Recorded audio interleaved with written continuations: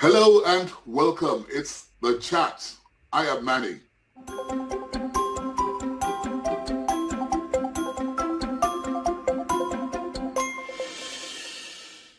My guest on the program is an intelligent and talented Nigerian making waves in the United Kingdom. He's a lawyer, a member of the Chartered Institute of Taxation, an international speaker, an author. In fact, he's a man for the big occasions.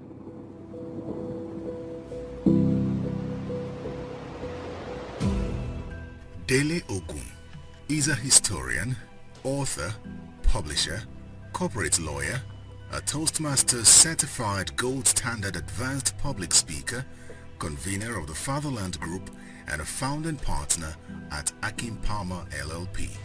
Born 1962 in Onikon, Lagos, Dele moved to England at the age of 6. He attended London Metropolitan University for his LLB in 1984, the Inns of Court School of Law and Lincoln's Inn for his call to English Bar in 1985, the Nigerian Law School for his call to Nigerian Bar in 1986, the London School of Economics and Political Science for his LLM in Company and Commercial Law in 1987, and the Chartered Institute of Taxation of England and Wales to become a Chartered Taxation Practitioner.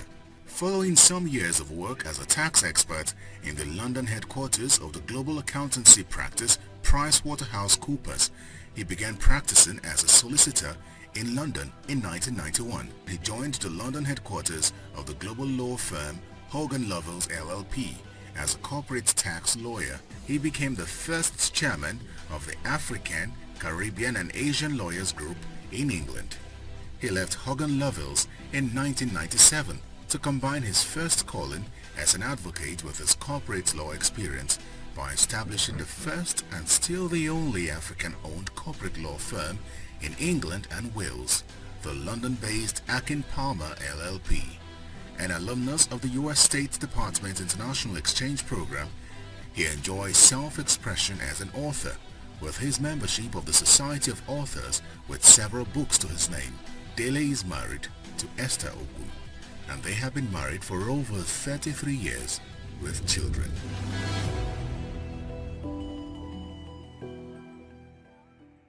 Welcome to the program, Dele Oguns. Thank you very much, Manny. Now tell me about this name, Oguns. It's a short form, isn't it? That's correct. The original version of the family name was Ogun Etimiloju, although it was pronounced as Ogun Etimiloju. Okay. But partly out of consideration for our children who are growing up in the United Kingdom, having their name mangled every single time by their white counterparts, and also thinking about their job applications. When the CV arrives with Ogun Etimiloju on the CV, job prospects go down immediately. Does he have a translation in English? It means Ogun, the god of war, does not embarrass me and will not let me down. Either version will work. It would never embarrass me, and it would never let me down. That's interesting. It sounds like you did a bit of study on Yoruba language itself. But let's start from your early days, Dele. Where were you born? I was born at Island Maternity Hospital, Onikon, Lagos. That's where I made my entry onto this earth in 1962. And but then I only spent a short time in Lagos at that point, because by the age of 1, I was taken to the village in the borders of Ogun and Ondo, taken to the village to be raised by my grandmother. And that's where I spent my early years until the age of 6. So I was a village boy. I was the one going down to the stream with all the other kids, swimming in the stream. That was our swimming pool. That's where we got our drinking water. And we walk up the valley side back to the main settlement. That was my life from up until the age of 6. But that age of 6 meant that you were, in 1967 or 1969, Yeah. you found yourself in the United Kingdom. Yeah. How did that happen? Well, my parents had come to the United Kingdom, and then come 69, my father sent instruction for me to be sent over. So I was put on a plane, and so that little boy was stuck on a plane, flew over here unaccompanied, never flown before, and next thing he lands in London, England. And that's how the life in England began at the age of 7. Was that where you got your first job? My first job in Nigeria? No, your very first job. Oh no, my very, very first job. I was a student. I was cleaning offices, as a student, as a 14, 15-year-old. I used to wake up really early in the morning. That's how I made my pocket money. So I've been fairly self-reliant from a very early age. So that was the first job. And then even while I was studying, doing my degree, I was working as a security guard. I was just going to say that, interestingly, you worked as a security guard. That's right. When you finished working as a security, you became a lawyer. You were going back to some of your clients, Well, that was a remarkable thing. I was, during the evenings, at the weekends, and sometimes during the summer holidays, I'll be in the uniform of a security guard, patrolling these buildings, investment banks in the City of London. Never imagined that one day I'll become a city corporate lawyer. And as a city corporate lawyer, I would be heading back to meetings in some of those buildings. I mean, how remarkable is that? Now, listen, Dele, you are an author. Okay, you have written quite a number of books. That's right. And one of them is a Fatherless People. And he got a lot of rave reviews here in the UK and Europe. Tell me what that book was all about. Yeah, well, as I said, given the journey that I've had, where life starts in Nigeria, I'm a Yoruba boy to the core. I'm taken out involuntarily against my wishes. At least I wasn't consulted in the exercise. I find myself having to start life again in England. But I was always a homeboy and always looking back to home. And some of my early holidays started sparking an interest in terms of what is really wrong with that country. This narrative of corruption, this narrative of incompetence that prevails, it didn't make sense to me. So I became curious as to what is the real reason why Nigeria is running the way it is. Why is it upside down and inside out, given that our peoples generally are so ambitious, competitive? And we could see that once they got into the system here, they performed at the highest level. So there was some disconnects. And I was determined to try and find out what was really wrong. And so that book was a product of 20 years of patient reading. But that is obviously not your first book. It's the most recent, isn't it? Well, no. The most recent is really hot off the shelf right now. That's the history of the slave trade and abolition of the slave trade. That's the new book. Is out now. The very first one was a book titled Identity and Development, which was really going to these issues of nation, tribe, nationalism, state, etc. And I've taken the same approach in the latest book, which is A Slave Ship Called Jesus, because people initially react with horror. How can you call a book a slave ship called Jesus? What's the inspiration behind that book? Well, the inspiration was simply in the course of, again, my research, finding that there was actually a slave ship that was called the Jesus of Lubeck. It was owned by Queen Elizabeth I. and he was deployed in the slave trade.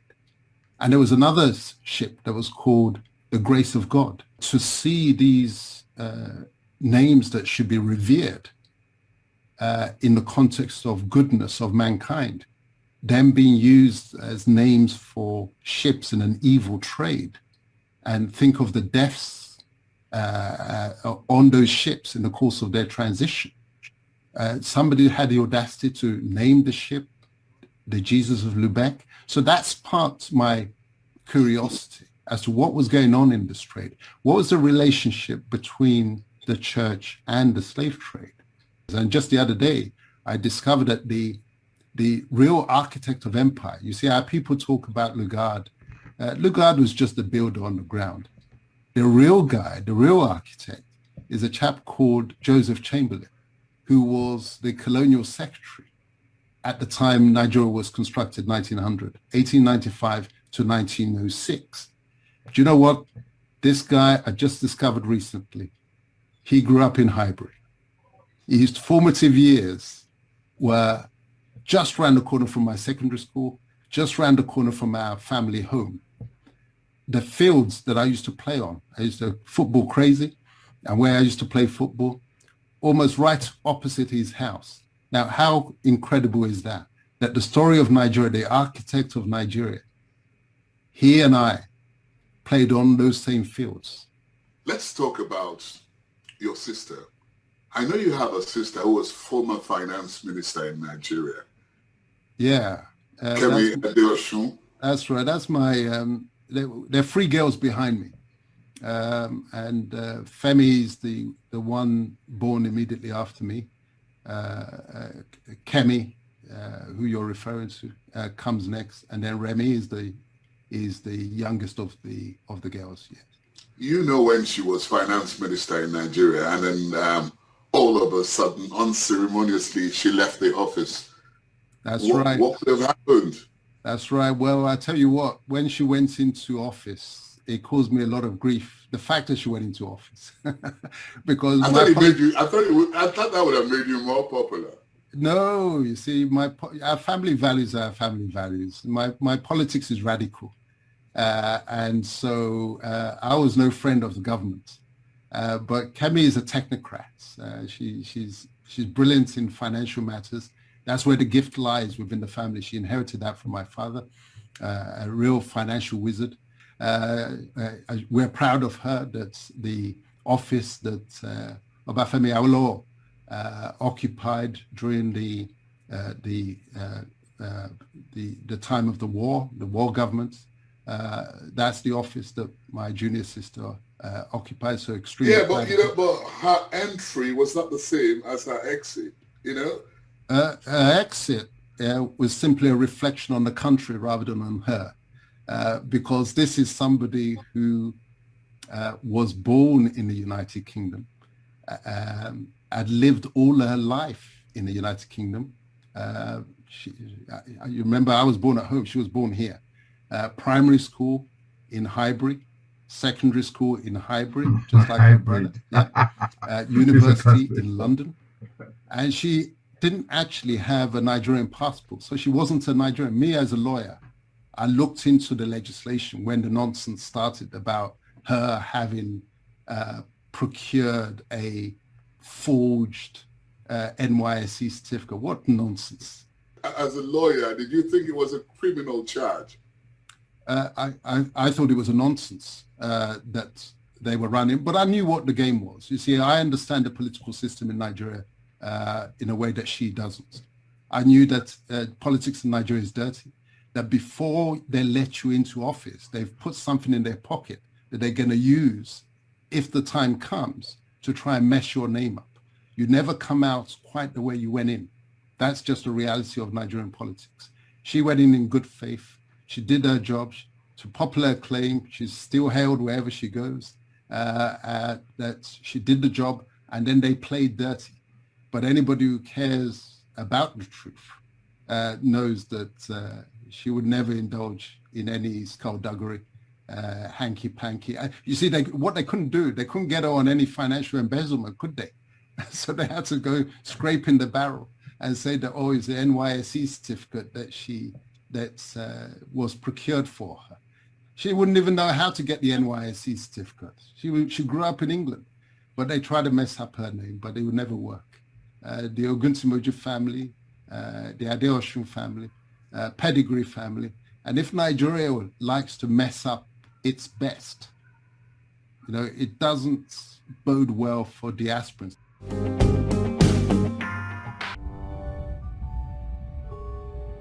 Pick a question. Number 4. Yeah, I've got it. Are you happy with the level of insecurity in the country? Hell no. Who could be happy? Who could be? You have to be a psycho to be happy with the level of insecurity in Nigeria. We've never had it so bad. It is a disgrace.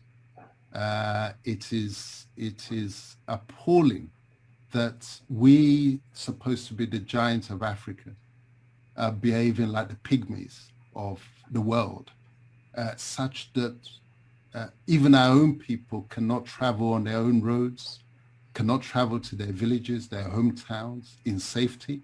How on earth are you going to attract foreign direct investment? How are you going to bring tourism in when you can't keep the people on the ground safe? What do you think the government is not doing right? They're not doing anything right. Is it the exchange rate that at record levels will soon touch 1,000 to 1 under this administration if they continue the way they are? Is it light that can you imagine that now I am touching 60, all the years of my life since I was born in Island Maternity Hospital, still no light. It's not technology. It is not revenue that's the problem. It's just the political will to do the right thing, to switch those lights on such that human beings are not living like animals, dependent on the moonlight and sunlight for their daily illumination. So where do you begin? Is it transportation, where our people spend 4 hours on the road to get to work and 4 hours on the road to get back again? You see, part of the problem is this, let me tell you, that because we've got this nonsense pseudo presidential system, I call it an imperial system, because the emperor only speaks when he chooses to. Under the parliamentary system, you had the leader of the opposition, Obafemi Awolowo, tackling Balewa every single day, questioning on behalf of the people, asking the questions that need to be asked as to what's going on. But because of the switch, and it was a deliberate switch to the presidential system, in order to protect and cushion the office of the presidency, they turned them into royalty rather than chief executives. They need to come back to the level of chief executives so that they can be held to account for their custodial services. I saw you making a speech, at a forum. I can't remember what it was, but you were making a speech, and you described yourself as a Nigerian and British. In terms of ratio now, how much Nigerian are you to the British that you also are? on a scale of 0 to 100, how much? That's a very good question. Very good question. I would say that emotionally and culturally, I am 95% Nigerian. Where the British side of me comes more in the way that I speak, after living here for so long, but also I like to think in the way that I think. In Britain, we don't have too much reverence for age and so-called seniority. What we revere is good thinking, and we recognize that could come at all ages. And so we tackle issues. We're evidence-led. and we're not afraid to question convention. But when it comes to the cultural side, the lifestyle that I love, nothing gets better than my people on the dance floor. I always tell people I was born on the dance floor. You know, when you see me at parties, you see somebody very different, as against the troublesome political mind. So that's me all over. Our women are the best dressed, the best looking. You can't beat as simply. It's just a tragedy that our politicians are so bad, but our people are good. I like the way you're so full of yourself. Well, they say the greatest love of all. As a lawyer, I am really, really worried about, the criminal justice system in Nigeria, especially with regards to prosecution and justice itself. What are your thoughts about the criminal justice system in Nigeria? It's a matter of very, very serious concern indeed, and it should be for everybody. That there can be no justice in a society that runs a criminal justice system as it's running now. I'll give you the example of a member of my side of the family in the village where there's a land dispute, only for one side to falsely allege trespass against members of our family. And an old man, 85 years of age, was locked up because the other side was using their influence until we stepped in. And would you imagine that bail was set at 1 million naira for an 85-year-old villager? Which villager could possibly come across that kind of money in terms of bail condition? How heartless can a magistrate be to go and fix bail at that level for village people? So it meant that if we did not step in and provide the necessary surety and financial support, they'll be languishing in prison. That is a terrible system.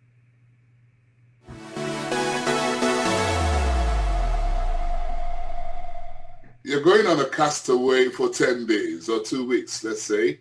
Okay. And you're allowed to take only 5 items with you. All right. All right. What will these items be? I'm gonna take my my football trainers. Yeah. Yeah. And the football, of course, because once I got those two, I got the roots of happiness. I gotta take. I'm a music man, as I told you. I was a DJ at one point while I was at an undergraduate.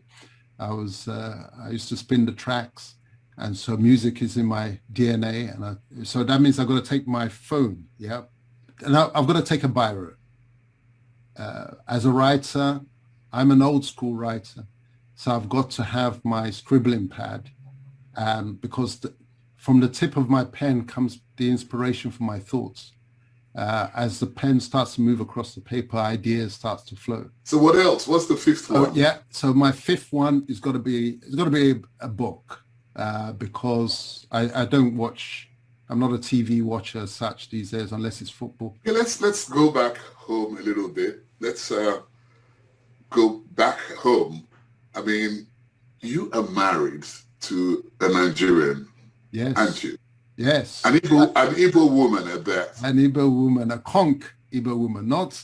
I say conch in the sense that not one of the ones who have been living in the West and who are effectively Yoruba or etc. This is straight from the Enugu Hills. Direct. You went in search of her in Enugu? No, it's just the stars. How did you find her? Is how fate brings people together. It's just like Romeo and Juliet. Boy meets girl. Girl goes to law school in Nigeria, never been to Lagos before, never been to Yoruba land. Boy comes in from London and to go to the law school, same law school, same year. Eyes meet eyes, smile meets smile, and a relationship begins. And 30, Wow. I think we're 33 years now married, and with two lovely children. We must end this conversation. It's been on, and I've enjoyed every bit of it. Have you, So have Dele? I. Oh, well, thanks a lot for being on the program. It's a real pleasure. Yes, and that's been Dele Ogun, my guest on the program this week. He is the one that's making waves all over the UK. A lawyer, a chartered member of the Chartered Institute of Taxation, an international speaker, and a man about town. The Chat is produced by Channels Television. You can watch it again online. Just visit our social media platforms: Twitter, YouTube, Facebook.